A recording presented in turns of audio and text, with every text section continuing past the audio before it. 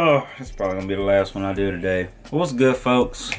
Just reacting to Sneako's final message. I remember predicting that, you know, based off of certain things I was gonna see. I didn't think it was actually gonna happen though, that Sneako's channel was gonna get taken away. And then it actually got taken away. And now he's actually doing like an official speak out against both the channels he's grinded on since he was 14, taken away. So I thought I'd check this video out and tell you how I feel about it. If y'all vibing with your boy based off previous videos or current videos, hit the like, subscribe button. But yeah, I'm about to check this out in 3, 2, 1. After nearly a decade of dedicating my life's work to YouTube.com, they terminated all of my channels. For those That's gotta suck, especially when you was making like a decent income from that. that don't know, before I started, Somebody just like you worked years at it, and it just takes it out of nowhere because I don't know, maybe it was because of certain things he talked about. I've seen some of his clips go viral, but like I never actually like dived in and checked out the like in-depth content he put out that was so controversial. I just know that he was kind of real, and he was like a alternate version, a Blasian version of Tate in a way, except Tate just has a lot more life experience.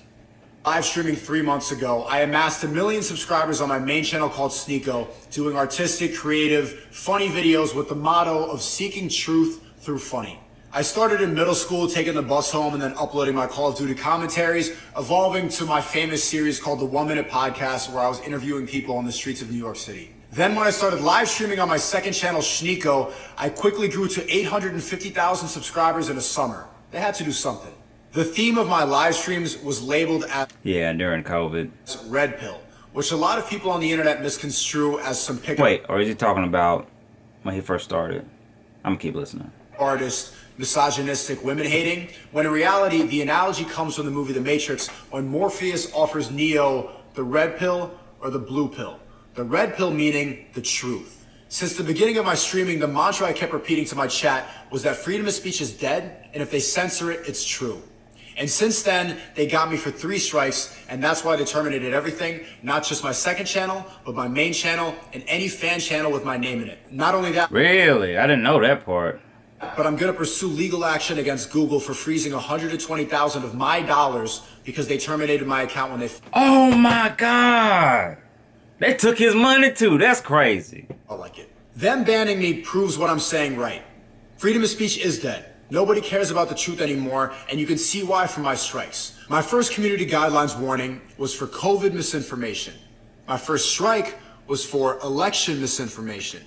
My third one was for nudity, and then they said, you know what, that's too obvious, we'll remove that one. Then I flew to Bucharest, Romania to meet with Andrew Tate and be on his podcast, and they hit me with the cyberbullying strike for a viral video that was uploaded 2 months ago. If it's not obvious, anything can be labeled as cyberbullying and anything can be labeled as harassment. So I posted a YouTube short on my main channel saying, hey guys, I can't stream for 2 weeks, I'll see you soon. And YouTube hit me with the circumvention strike, and that's how they were able to delete everything off the platform. Even though there's channels right now who have done the same thing. Hey guys, I can't stream because I have a strike, I'll see you soon. It's an excuse. There's no consistency with the rules. They attack people who are going against their agenda. All the YouTubers that are celebrating me being banned right now have proved my point as well. They are so brainwashed and programmed that they can't comprehend the fact that celebrating the banning of another YouTuber is sick. I don't celebrate that. I don't celebrate anybody losing their income or losing their way of life or their lifestyle or having something they're passionate about taken away from them. I don't support any of that at all. Especially knowing the grind that goes behind, you know, whether you're being a creator on YouTube, whether you're doing art, whether you're doing music, whether you're building a business, whatever that it is you're doing, it doesn't matter what industry it's in. It's always going to take a lot of work.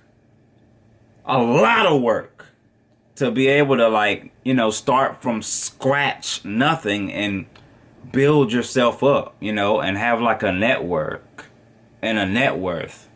So like for somebody to just have that taken away from them for doing what they're passionate about, I don't think that's right. Oh, I mean, I tried to warn him. I tried to warn him. And yeah. And honestly, I think most of the YouTubers already know. They already know a lot of the, you know, truths and things he talks about. But they're not trying to lose the bag. They probably, what the? People to find and connect with each other. I'll read that later. Well, I lost my train of thought. I got like a YouTube email or something. It wasn't a bad email. It was just like something about an update or whatever. I'll look at it later. But yeah, I'd say a lot of these YouTubers discuss this stuff behind the scenes. But as far as going online and discussing it in their videos, they ain't trying to lose a bag they worked their whole life for, you know? Maybe not their whole life, but like, when you done put so much pain, blood, sweat, and tears into something you care about, last thing you want to do is lose it. So like, if they know it's gonna mess up what they got going on, they're not gonna do it. Only people that have, you know, tremendous amounts of wealth, like Tate, can, you know, can go without having a platform where there's a lot of people looking at them, because they just got it like that. But the YouTubers that Sneako was speaking on, you know, they might be making maybe 6-7 figures plus, but like, they don't want to lose what they have because that's their main source. So yeah. YouTube, I mean, look, it's YouTube's website. They can do whatever the fuck they want. If he broke TOS, then that's an L for him. But I mean, it is YouTube's business. They can do whatever they want. They have guidelines for a reason. And honestly, I think even YouTube, you know, they have bosses, you know, besides the ones that own it. And I'm sure there's certain regulations and certain things that, you know, certain people don't want. So, you know, that comes with anything. Even if you have a privately held business, I'm sure there's some restrictions to certain things you can do. And if you violate those restrictions, then, you know, you lose what you have. I warned him. I told him, like, he was moving mad. He was moving mad. A lot of these booster shot, indoctrinated, brainwashed YouTubers are trying to take credit for the fact that I'm banned, when in reality it's bigger than you. The government is watching me. The senator of Michigan played my clip of a stream. The committee, the chair of Homeland Security, said that I'm a domestic threat and that I'm encouraging violence. So that we all understand exactly the type of extremist content we are discussing today, and I'd like to take a moment to show a few examples, if you'd check the screen.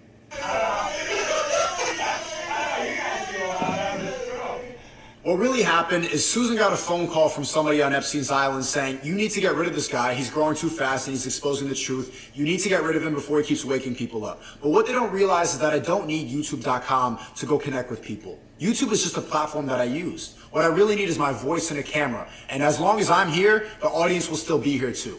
I always knew that this was inevitable. When you start speaking the truth and you don't follow what they're saying, you don't believe in the feminist Black Lives Matter brainwashing bullshit, the liberal indoctrination, the he, him in your bio, if you don't follow that, you're a threat.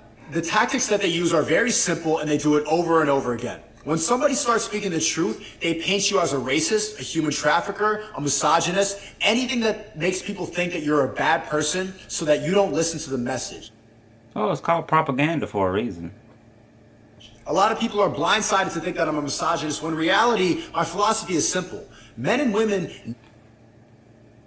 What is the definition of propaganda? Propaganda means information, especially of a biased or misleading nature, used to promote or publicize a particular political cause or point of view. Do you want to hear the remaining one? Nah, I'm good. That was for me. That wasn't for y'all.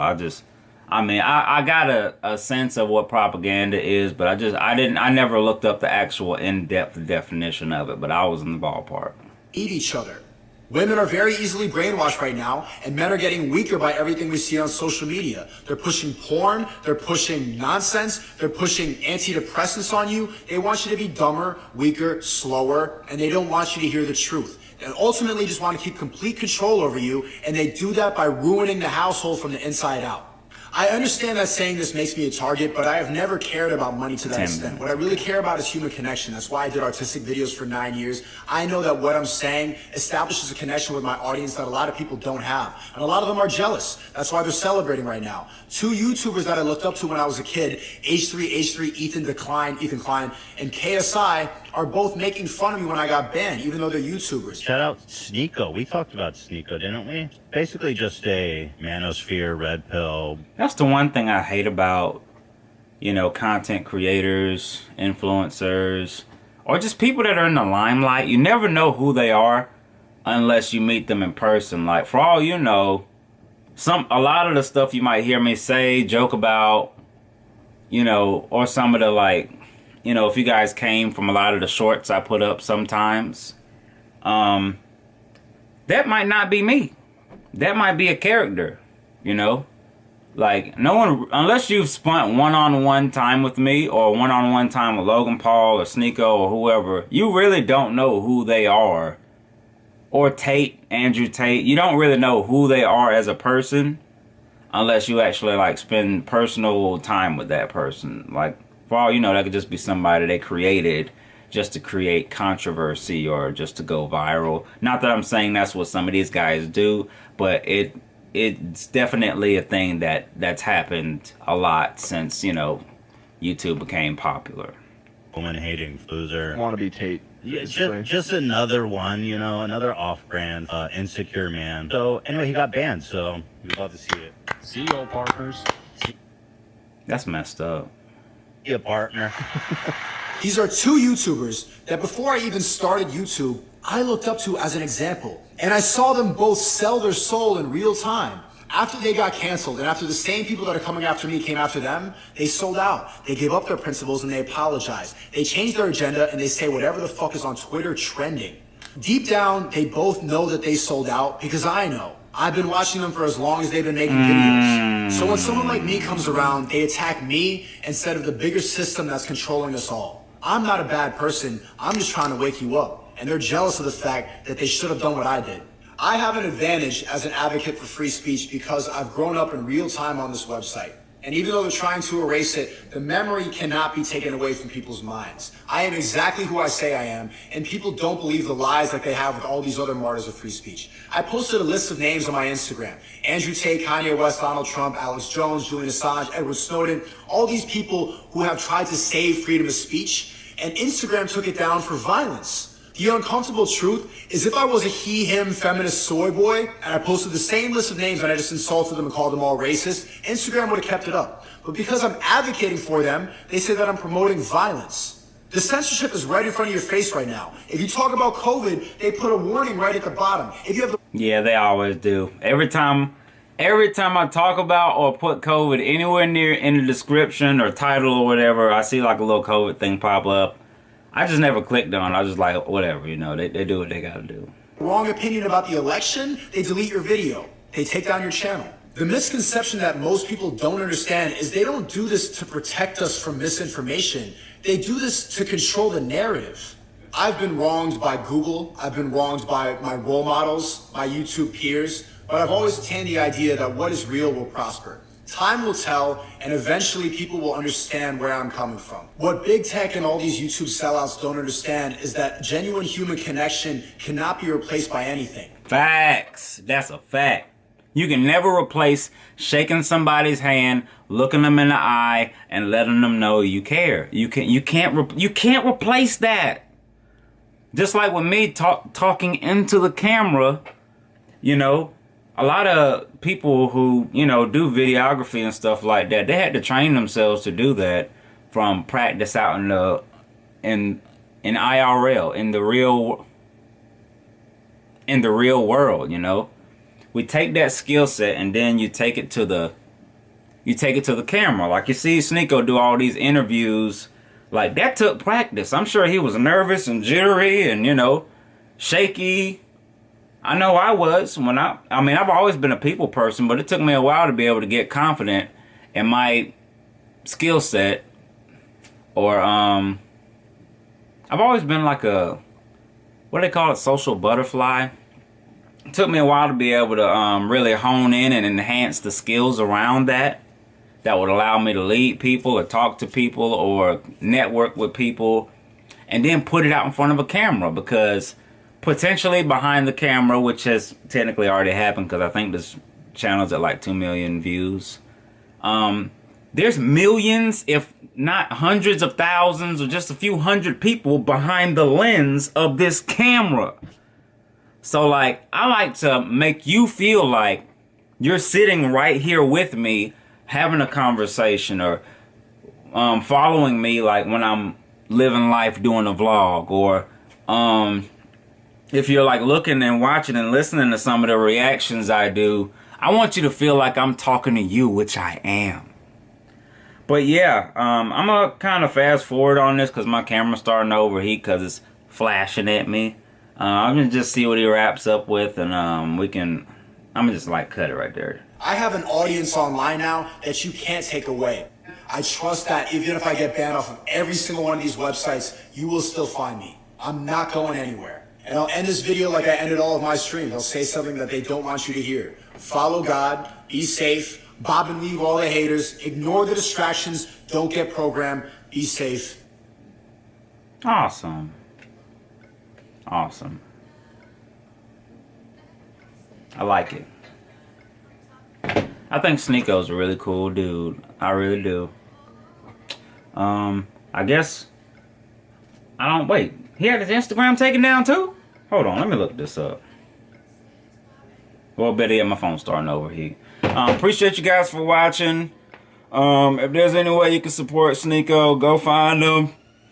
You know, if you follow him on Snapchat, Instagram, whatever he has, I don't know what social media he still has, but like, if you're one of his supporters, you know, like, however you can support him, go do that. But appreciate y'all for sliding through. If there's anything y'all want me to check out, or if you're kind of curious about what it is I do, since I'm still kind of, you know, somewhat growing, vlogs, skits, reactions, and sometimes I'll get creative and do what comes to my mind. But hope you guys have a good day, and peace.